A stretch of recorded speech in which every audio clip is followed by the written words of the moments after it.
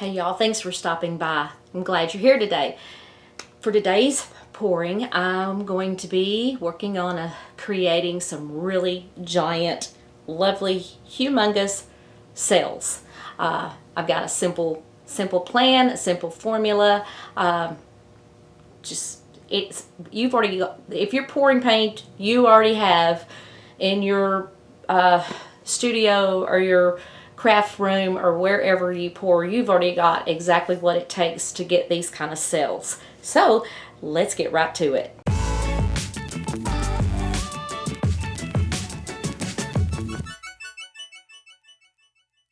So, like I said, you know, you have those days that you just want to pour something. You just want to pour some paint and feel good about it.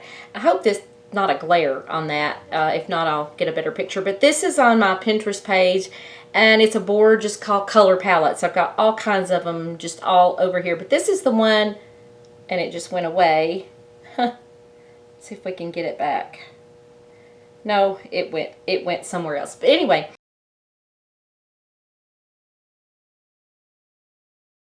That was the color palette that I chose. I want some colors to feel good, feel happy. Now, I didn't pick exactly the same colors, but still they're in the little color neighborhood there. Where it called for a brown or a pink, I've chosen to use the rose gold because I love that. I've got yellow ochre. This is Liquitex Basics, and Liquitex Basics, this is something. Hey, what is it? Magenta. And then I'm going to use this Delta Ocean Reef Blue. So, I've got this canvas here ready to go. And let me mix my paints and we'll start pouring. So I've got them all mixed up. I love this color. And I've got all of these about the same consistency, which is a little bit thicker than, let's see if I can get a good little clumpy dump there. There we go. See, it's just kind of making a little tiny mound, and then it sinks in. So I've got all of them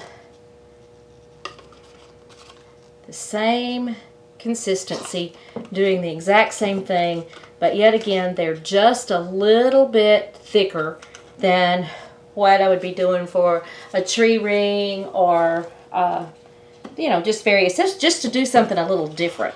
Same thing with this one. This is going to be my, kind of want this to be the background. So this is not going to go into the dirty pour mixture. Now in between each one, I've got this little bitty dab of black mixed up. And in here, I've got Floetrol with it, and Floetrol is with each of these as well. But I've also got some, it's called Unicorn Art Silicone. So I've got that mixed in here. So this is what I want to do. I'm going to go ahead and get this cup ready first. Now this was like wanted that to be the primary background color, this to be pretty wow. So I'm going to start my pour. Get that on the bottom good. In between each color, I'm going to just drizzle. Drizzle. Get that where you can see. Just going to drizzle just a couple of popsicle sticks ends worth of the black.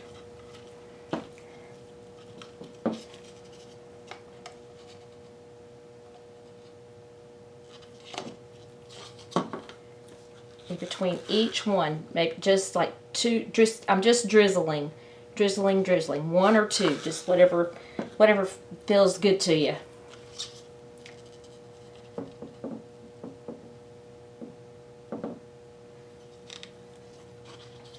You know, I'm a super fan of the rose gold. I absolutely love it. It's one of my favorites. Drizzle. This, man, I was like, wow. And I don't know. This just is a happy color. And like I said, I really wanted to do something that could just make me feel good. And I hope it makes you feel good too. But, you know, my daughter keeps telling me, because, you know, I know y'all are sick of hearing me talk about my knee, and I've had a lot of oh, not total setbacks, but in my mind they were. But I don't want so much of this blue, just want a little bit of it. So I'm gonna kind of drizzle that until we don't have any more. But she said, Mom, she said, because I was like, I'm trying to learn how to do this, or I'm trying to make it do this. And she said, Mom, why aren't you having fun? Because I'm like, oh, why don't I practice what I preach, people? And I'm like, you know what? And that's what I'm doing today. I need to do something to have some fun. And in hopes of something turning out really pretty in the mix there.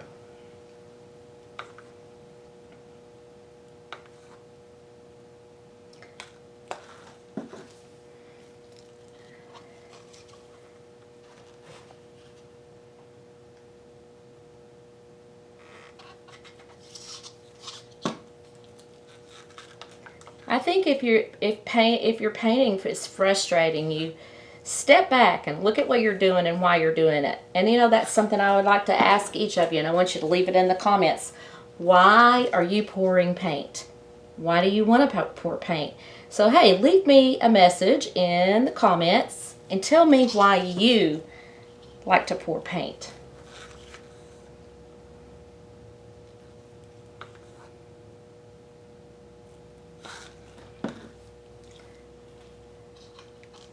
What did I use last? I'm talking and not paying attention. Imagine that.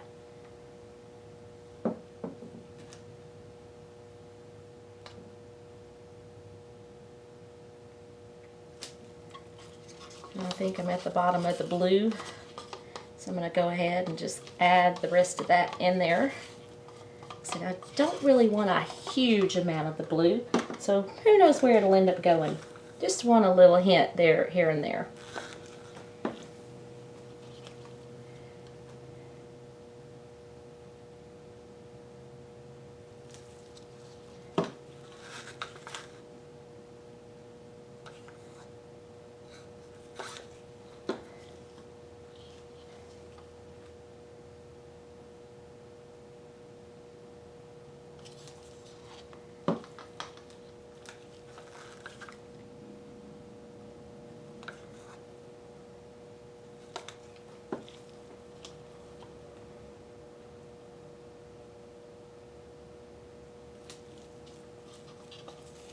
Magenta. I called it fuchsia a while ago. Well, it's magenta, but it's a gorgeous color.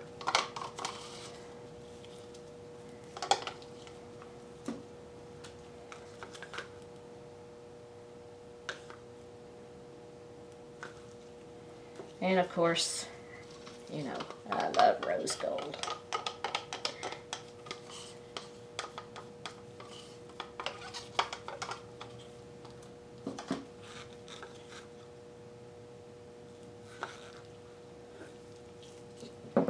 Okay, now I've kind of made a little mess going on here, but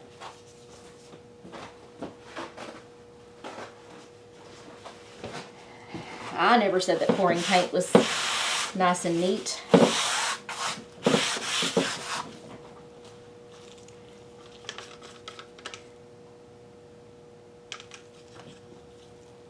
I think I am going to add, I'm going to add just a little bit more of Floetrol. What was really cool, I've not used those Liquitex Basics before. They are super concentrated. I like them. Super concentrated.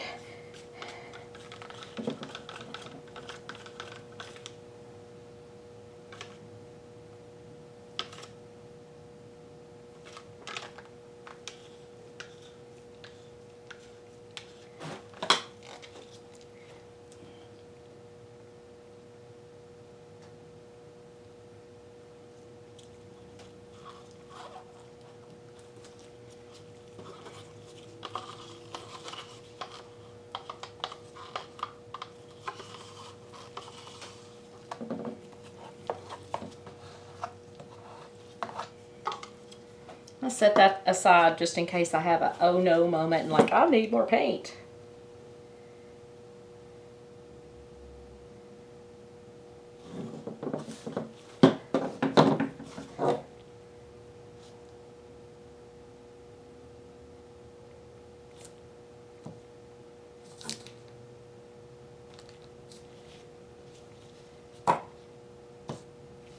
I don't want any of this to run off. I want to keep it all right here. I want to fill, and I want this middle here to fill up.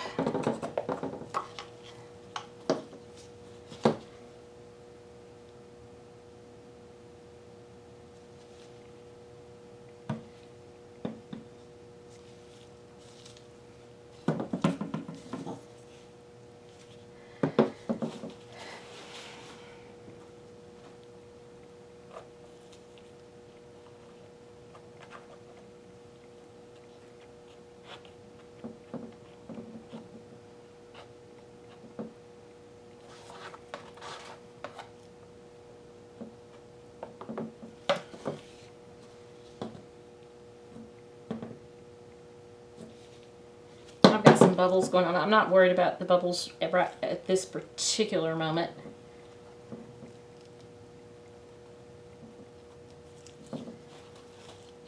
So now I'm going to take my cup, and it's a dirty cup for sure, no doubt, and I am just going to flip it right in the center of this.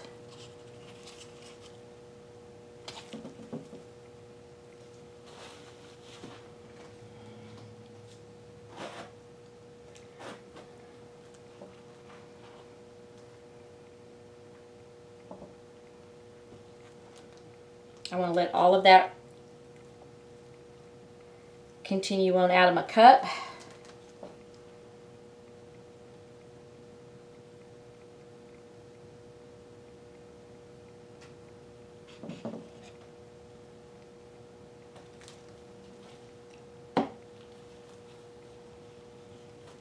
And now the fun part.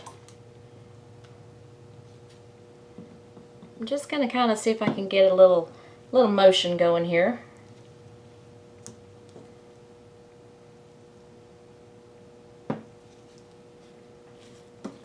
Oops.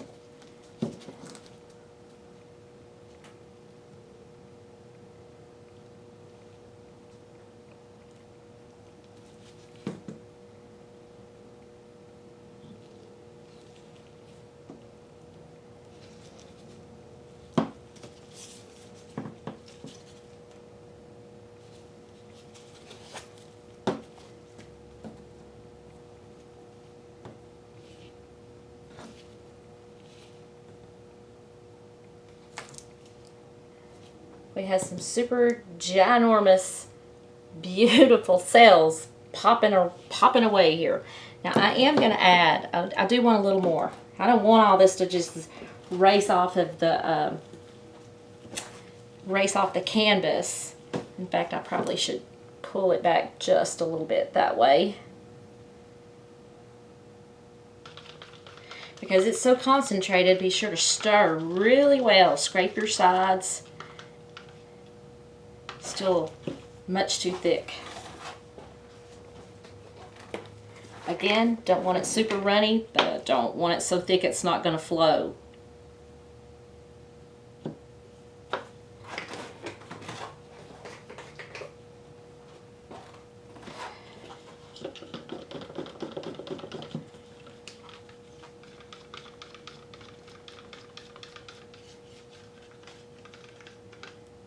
And that is exactly where I want it. So I'm going to add, just kind of come in and add some here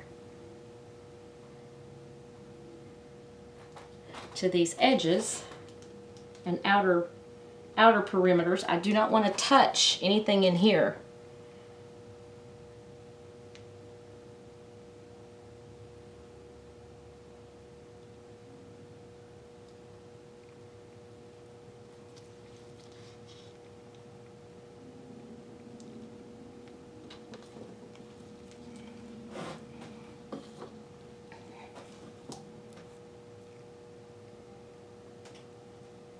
So now I'm going to begin to manipulate it again.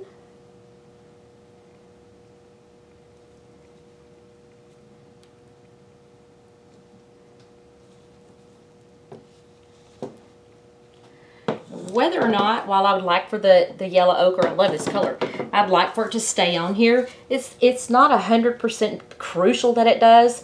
The only reason I didn't want to put white under it is white is denser. It's a dense dense paint. And it will pop up. I don't want white popping up in this. If you do, then, you know, definitely use your white. Okay, I want to keep these that we got going up here. So we're going to stretch those on down.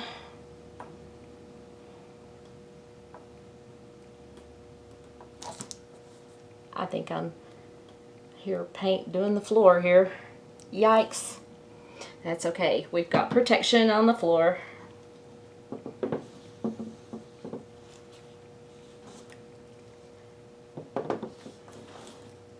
Uh-oh. A little blob that didn't get mixed as I was sitting there telling you to mix it very well.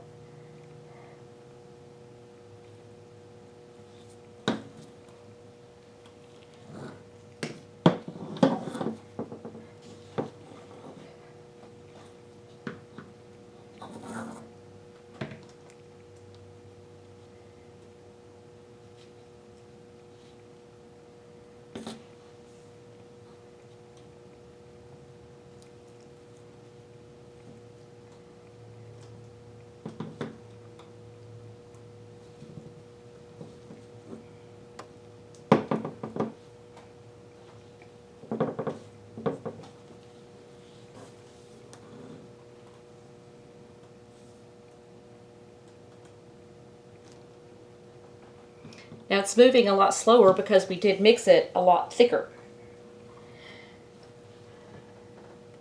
The thinner your paint, when you're trying to create cells, the thinner paint is going to make smaller cells. The thicker is going to make the bigger cells.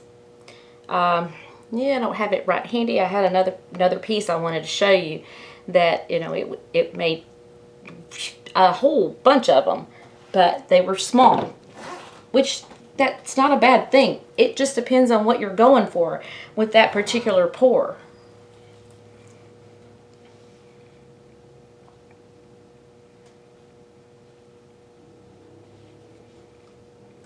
I've also seen several of you asking questions about the drying time and how long to wait before you go back and seal your painting or put whatever you're going to put on it. My hands are a little messy to show you what I like. One of my favorite things is it's an acrylic spray, and it is archival. I'm all about that because you know what? You can practice with all kinds of things, and well, I don't know about your luck. I'm just going to have to tell you about mine. My luck is I would end up having the most favorite painting that I've ever done turn out, and I would not have archival medium or archival anything in it, and I don't want to do that. So I also, while I have resined a lot of my pieces, I don't want every piece to be resined and look like glass. I want a lot of them to look just like what they look when they dry an acrylic painting, and that makes me happy. So again, and that's not making me happy right there. I've got to fix that. But it's what makes you happy and what you like. Now this, I like the colors. I love the colors. That blue, you saw what a teeny weeny bit of that blue we used, and look how much blue. I'm going to go on. I think that's going to go on and creep over there. And I don't mind if I lose a little bit of that blue. Yeah, there it goes. It's going. There we go. Oh, yes. Finally. Okay, cool. Now, it finally did it. So I've kept my yellow ochre up here. And I like having that as a, okay, for lack of it being a negative space of the rest of the painting. But this was fun. This made me feel good. I hope it made you all feel good. Big, gorgeous, wonderful cells. Just from that teeny tiny little bit of black that we used with the oil in it. Think about what we learned in school. You know, we're using water-based paint. Oil and water don't mix. Therefore, it causes separations. The other thing is your paints that are more dense, the denser they are, they're going to rise up, and your less dense ones are going to sink down. And all that together causes this reaction of cells. I also like doing a flip pour like that. I think it's that rush agitation of the paint that just made, as you saw, it just started swooping out and forming these gorgeous things just all by itself there without waiting on anything. Now, let me go ahead, I'm seeing it now as more things are starting to form here. Why I wanted to use the yellow ochre underneath versus white. These little tiny places over here that are starting to form little bitty cool cells all throughout here. And if I had used white, that would have popped up in there and to me just kind of boom, stuck out like a sore thumb. But I've got some little bit of color that have splattered on right there, which is not a horrible thing.